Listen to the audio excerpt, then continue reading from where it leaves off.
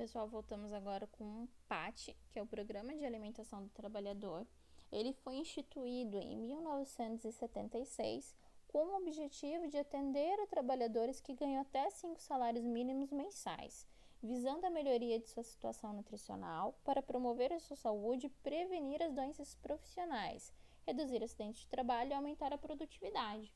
Vocês lembram que lá na aula de Educação Alimentar e Nutricional a gente viu o surgimento desses programas públicos, que teve todo um processo onde foi observado que os trabalhadores eram mais afetados pela alimentação inadequada?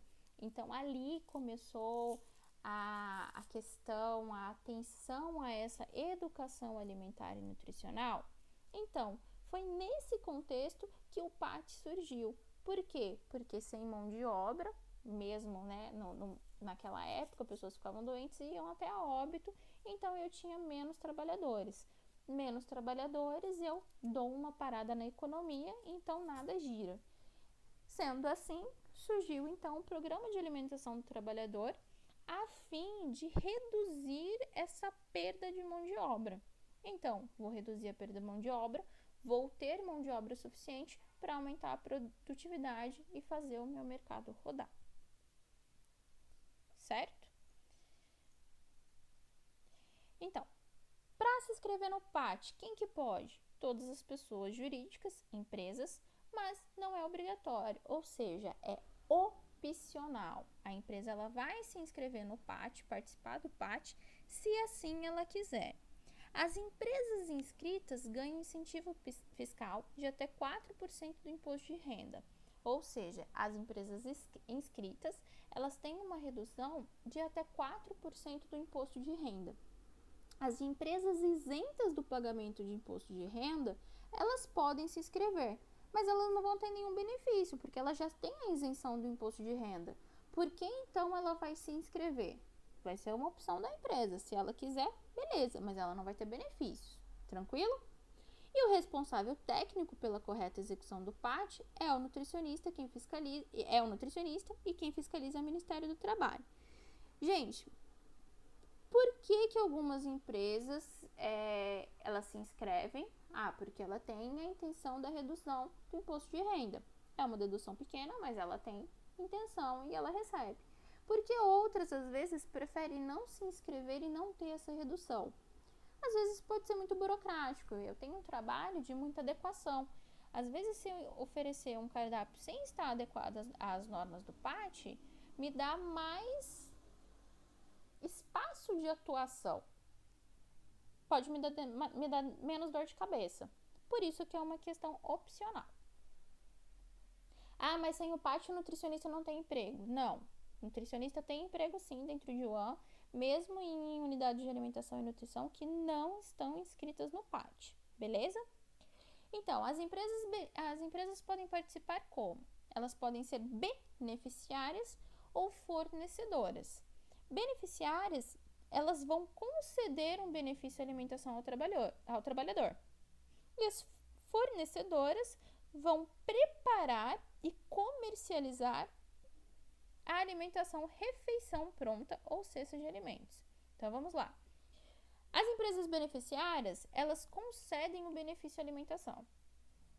E as empresas fornecedoras, elas vão preparar e comercializar a refeição para aquele funcionário dentro da própria empresa, ok? Ou ela vai entregar alguma refeição pronta para aquele funcionário, mesmo que não tenha sido preparado dentro da própria empresa. A empresa prestadora de serviços de alimentação coletiva, empresas administradoras e fornecedoras de cartão alimentação, compra de alimentos em supermercados e cartão refeição para compra de refeições em restaurantes conveniados.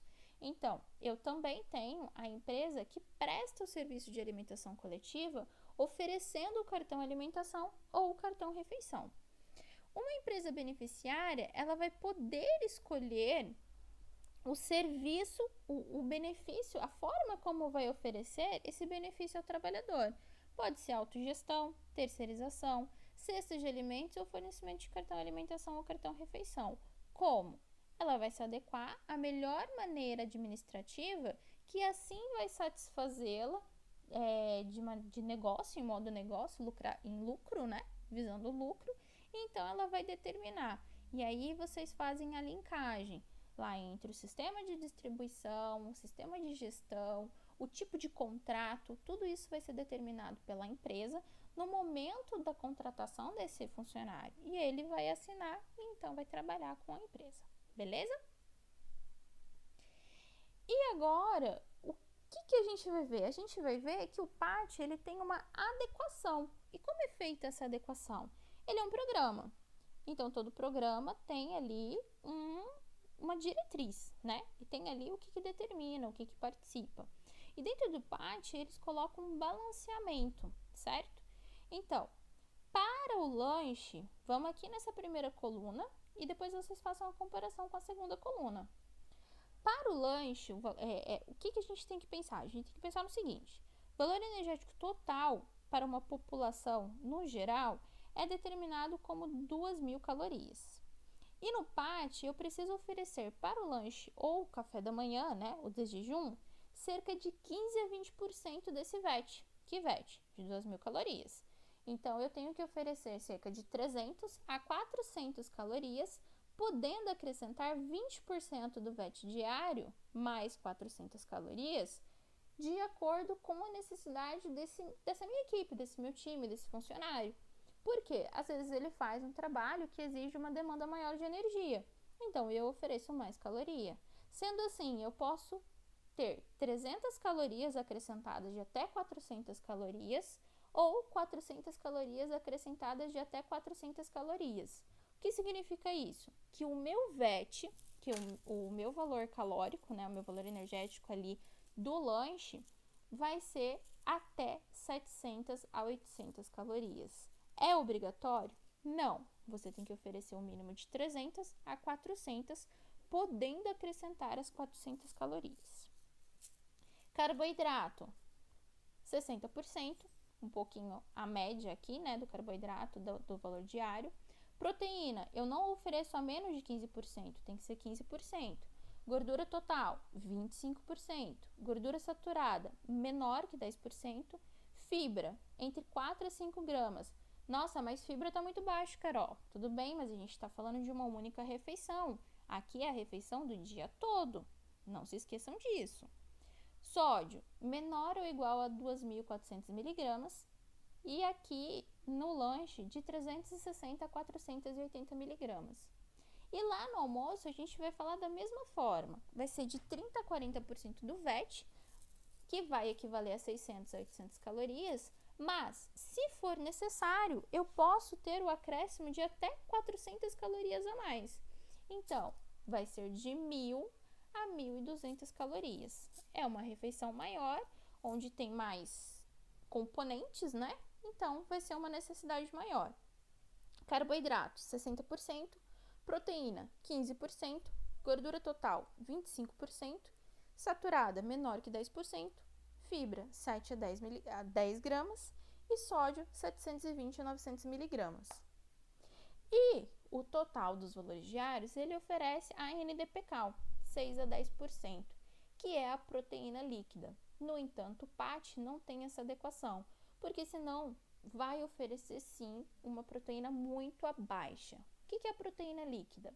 A proteína líquida é de fato aquilo que será absorvido. Então a gente vai aprender agora como que se faz o cálculo. É a relação entre calorias e proteína líquida, que é o conteúdo proteico realmente utilizado, cujo objetivo é garantir que o cardápio seja elaborado com proteínas de adequado valor biológico. Para encontrar a proteína líquida, basta multiplicar o conteúdo proteico de cada alimento pelo seu respectivo fator conforme a seguir. Então, o NDPCAL é aquela proteína que será de fato utilizada. Qual é a recomendação diária? De 6 a 10%. Então, para um cardápio individualizado uma população geral, de 6 a 10% de proteína líquida é o que se recomenda. E como que eu faço o cálculo disso? Você vai lá calcular o seu alimento. Só que cada proteína tem um percentual que vai ser realmente absorvido. Proteína de origem animal, cerca de 70%. Origem leguminosa, 60%. E cereais, 50%. Então, para eu descobrir, eu tenho que multiplicar a minha proteína animal por 0,7, que é um fator de correção ali. Proteínas leguminosas, 0,6 e proteína de cereais, 0,5. Então, aqui eu trouxe para vocês um corpinho de como que se calcula passo a passo. Então, primeiro, vai se calcular a proteína de cada porção do alimento. Então, vou lá, vou pegar o meu A100. Eu tenho, sei lá, 80 gramas de proteína. Aí, vai multiplicar pelas gramas de proteína encontrada pela taxa de absorção de cada grupo. O A100 não é carne bovina? Então, é origem animal. Eu tenho que multiplicar essas 80 gramas pelo quê? 0,7 gramas. E a soma dessas gramas compõe a NPU. O que é NPU? É o total dessa proteína somado em todos os alimentos. Mas aqui a gente está falando só do A100. Agora, se a gente pegasse um prato de A100, arroz, feijão, a gente somaria todas essas proteínas corrigidas, que daria a minha NPU. Então, depois que eu descubro a minha NPU, eu passo para o meu NPCal, igual a NPU vezes 4 Kcal. Por quê? Cada grama de proteína equivale a 4 calorias.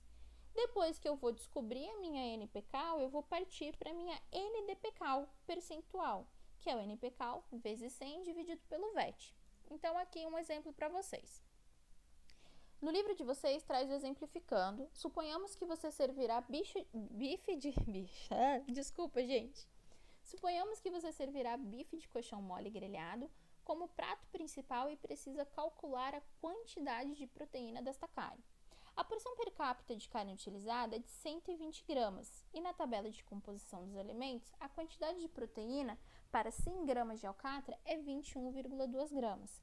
Para efetuar o cálculo, basta multiplicar a regra de 3. Então, vamos lá. 100 gramas de coxão mole, lá na minha tabela de composição dos alimentos, eu tenho que, dessas 100 gramas, 21,2 gramas são proteína. Eu quero descobrir o quanto de proteína eu tenho em 120 gramas, porque é o meu per capita, é o meu por cabeça, por pessoa. Então, 120 gramas de coxão mole, eu tenho X gramas de proteína. Faço a regrinha de 3, então, 100x igual 21,2 gramas vezes 120. X igual 2.544 dividido por 100. Então, eu tenho que X é igual a 25,44 gramas de proteína em 120 gramas de coxão mole. Maravilha! Eu tenho que 24,44 gramas é o total de proteína dentro de 120 gramas de coxão mole. Mas eu quero saber a proteína líquida dela. Eu não tenho meu fator de correção aqui. Coxão mole não é carne bovina? Então, proteína de origem animal. O que eu vou fazer? 25,44 vezes 0,7, que vai me dar 17,80 de proteína. E isso vai ser a minha NPU, porque eu estou falando de um alimento isolado. Mas se eu pegasse uma composição, eu somaria, que levaria a minha NPU. Aí eu vou lá e vou multiplicar. 25,44 me deu 17,80. Só que aí eu tenho que cada grama equivale a 4 gramas, a 4 calorias. Então, NPU vezes 4 calorias. Quanto de NPU eu tenho? 17,80. Vezes 4, 71,23. Kcal.